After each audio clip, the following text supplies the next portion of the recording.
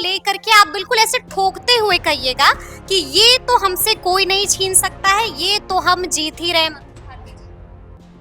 हमसे कोई नहीं छीन सकता है, उसमें number 1 Tarari, number 2 Ramgarh, number 3 Imamganj, number 4 Belaganj. Kiran Singh जीत रही हैं। किरण सिंह जीत रही हैं तरारी, बड़ी बात कह रहे हैं। विदाउट एनी डाउट, जी, विदाउट एनी डाउट, कोई संदेह नहीं है। कोई संदेह नहीं है। वहाँ बेलागंज की तो हालत बहुत दयनीय थी बाकी पार्टियों के लिए। आपने देखा कि उन लोगों ने किस तरह के शब्दों का इस्तेमाल किया है, किस तरह की भावनाओं को इस्तेमाल। प्रशांत ने भी बोल दिया है कि टांग देंगे, वो भी उल्टा।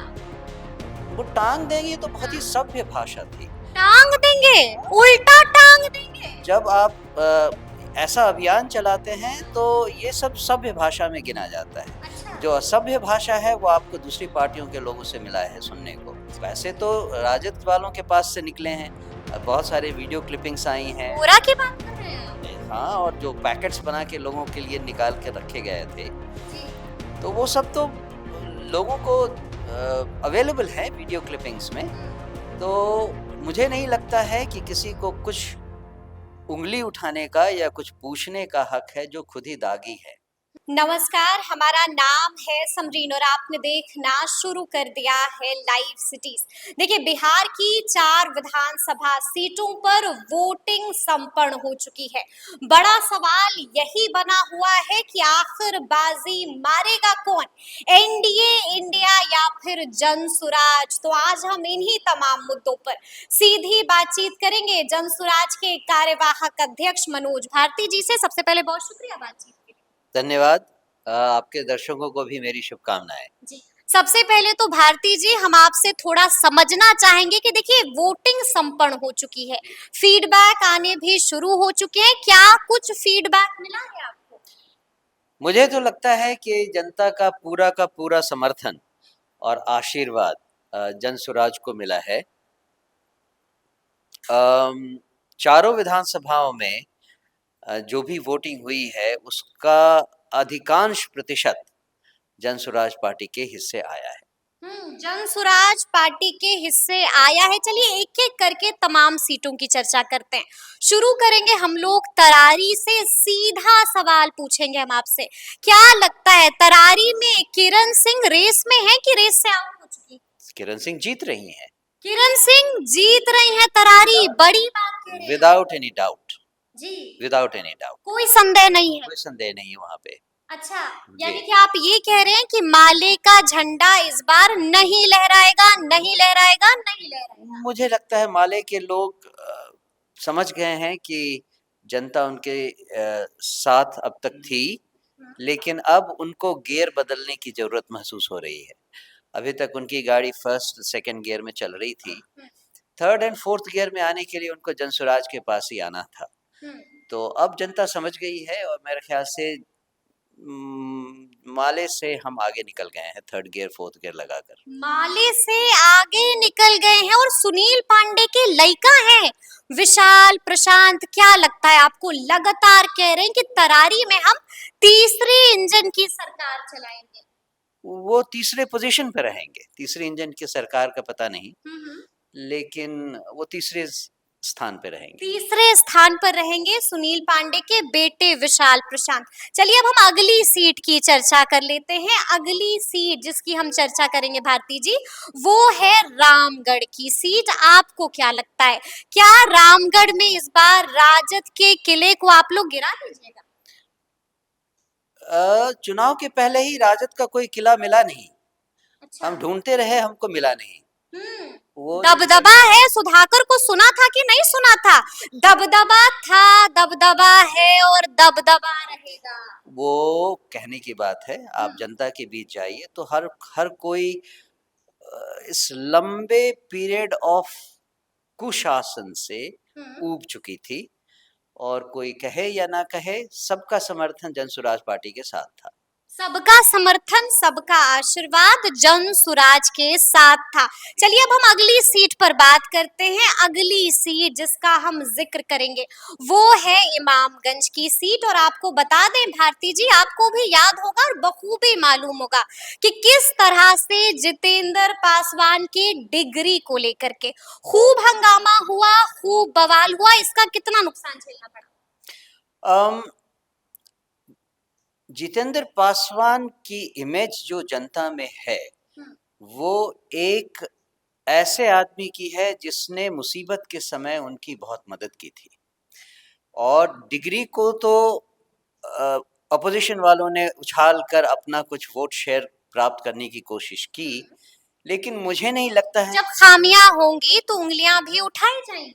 वो सही है, मुझे मुझे इसमें कोई शक नहीं लग रहा है, लेकिन यहाँ किसी की खामियां या किसी के प्रॉब्लम क्रिएट करने से नहीं, जनता की बात चल रही है। चूंकि हम जनता की बात कर रहे हैं और जनता ने जितेंद्र पासवान को एक ऐसे व्यक्ति के रूप में देखा है जो हमेशा ही उनकी मदद करने के लिए तैयार रहा है, चाहे जिस भी कैपेसिटी में हो। और मुझे लगता है कि उनके इस भरोसे का हम भरोसा रख सकते हैं और ये समझ सकते हैं क्यों जितेंद्र पासवान इस रेस में सबसे आगे हैं। क्यों जितेंद्र पासवान इस रेस में सबसे आगे? चलिए अंतिम सीट की बात कर लेते हैं। High profile seat, hot seat है। आप समझ रहे हैं कि हम बात कर रहे हैं बेलागंज की। बेलागंज से क्या कुछ खबर आ रही है? बेलागंज की तो हालत बहुत दयनीय थी बाकी पार्टियों के लिए। आपने देखा कि उन लोगों ने किस तरह के शब्दों का इस्तेमाल किया है, किस तरह की भावनाओं को इस्तेमाल। प्रशांत ने भी बोल दिया है कि टांग देंगे, वो भी उल्टा। वो टांग देंगे तो बहुत ही सभ्य भाषा थी। टांग देंगे, उल्टा टांग देंगे। जब आप ऐसा अभियान चलाते हैं तो ये सब सभ्य भाषा में गिना जाता है। अच्छा। जो असभ्य भाषा है वो आपको दूसरी पार्टियों के लोगों से मिला है सुनने को, उसे तो हम रिपीट भी नहीं कर सकते।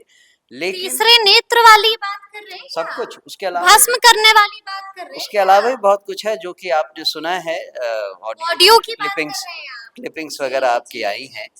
तो मुझे लोकी यादव सामने आ गए हैं, स्पष्टीकरण दे दिया है कि मेरी आवाज नहीं है वो। अब वो तो आप समझ सकती हैं कि आवाज किसकी है और किसकी नहीं है, लेकिन जनता को इससे ज्यादा फर्क पड़ता नहीं है। अच्छा। चूंकि इन सब के बावजूद जो मैसेज, जो संदेश जन स्वराज की तरफ से उन्हें पिछले 20 दिनों से मिलता आ रहा है, धीरे धीरे धीरे उनके जहन में वो बात सिंक कर गई है, वो बिल्कुल अटक गई है और वो समझ रहे हैं कि अब किसी और पार्टी के साथ उनका भविष्य सुरक्षित नहीं है, चाहे वो मुस्लिम्स हों, यानी कि बेलागंज में खेल हो गया। बहुत बड़ा खेल हो गया, बहुत अच्छा खेल हो गया। बेलागंज में बड़ा खेल हो गया है, अच्छा खेल हो गया है। लेकिन आपको याद होगा कि किस तरह से आप लोगों पर इल्जाम लगाया गया था। राजद की सभा में आप लोगों ने अपना एजेंट भेज दिया था। क्या कर रहे हैं आप? राजद की सभा में एजेंट, उसामा शहाब वाली मजलिस में हाँ, या फिर अपना एजेंट आप लोगों ने भेज दिया। लेकिन आप ये भी समझिए कि वो इशू क्या थी और जनता को क्या संदेश मिला है। अच्छा। आप यानी कि भेजा है अपना एजेंट? नहीं नहीं, वो मैं कह नहीं रहा हूँ। जनता को जो संदेश मिला है वो ये कि जन सुराज पार्टी कभी भी किसी भी चुनाव में कोई ऐसी चीज नहीं करती है जो एथिक्स के खिलाफ हो। और जब बात एथिक्स की आती है तो सारे पार्टियों की एथिक्स क्या होनी चाहिए, ये दूसरी पार्टियों को सीखना ज्यादा होगा। हमारे कई सारे आरोप लग रहे हैं आप लोगों पर। कहा जा रहा है कि प्रशांत किशोर ने पैसा बहा दिया है। कहा जा रहा है कि आप लोग एजेंट का इस्तेमाल करते हैं। कहा जा रहा है कि आप लोग प्रोपेगेंडा फैलाते हैं। क्या कहिएगा? आप पहले उनसे पूछिए कि वो क्या करते हैं, बाकी पार्टियां क्या करती हैं। जी। उनके पास पैसे तो राजद वालों के पास से निकले हैं। बहुत सारे वीडियो क्लिपिंग्स आई हैं। बोरा की बात कर रहे हैं आप? हाँ, और जो पैकेट्स बना के लोगों के लिए निकाल के रखे गए थे, जी। तो वो सब तो लोगों को अवेलेबल है वीडियो क्लिपिंग्स में।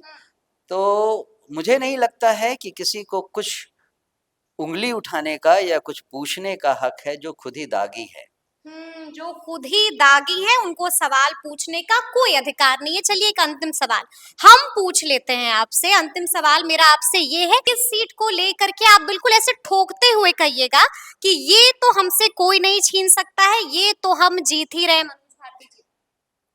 हमसे कोई नहीं छीन सकता है, उसमें number 1 Tarari, number 2 Ramgarh, number 3 Imamganj, number 4 Belaganj. यानी कि पहले नंबर पर है तरारी। नंबर मैंने इसमें कोई ऑर्डर नहीं रखा है, अच्छा। नंबर्स दिए हैं आपको। जी जी जी। जी। यानी कि कोई एक सीट जिसको लेकर पूरी तरह से कॉन्फिडेंस में है। मैं इसके बारे में कुछ नहीं कहना चाहूँगा, क्योंकि अगर मैंने कोई नाम लिया तो बाकी तीनों के वोटर्स के प्रति अन्याय होगा। इसीलिए मैं सबका इक्वली रिस्पेक्ट करता हूँ और सबके आशीर्वाद को सर पर स्वीकार करता हूँ। चलिए सलाम भी कर रहे हैं आशीर्वाद के बाद। तो सुना आपने क्या कुछ कहा है मनोज भारती जी ने, बड़ी ही बेबाकी से तमाम सवालों के जवाब भी दिए हैं। तो फिर ये पूरी बातचीत आपको कैसी लगी है कमेंट करके हमें जरूर बताइएगा। तो ऐसे तमाम अपडेट्स के लिए बिल्कुल ऐसे ही हमारे साथ बने रहिएगा और देखते रहिएगा लाइव सिटीज। बहुत शुक्रिया।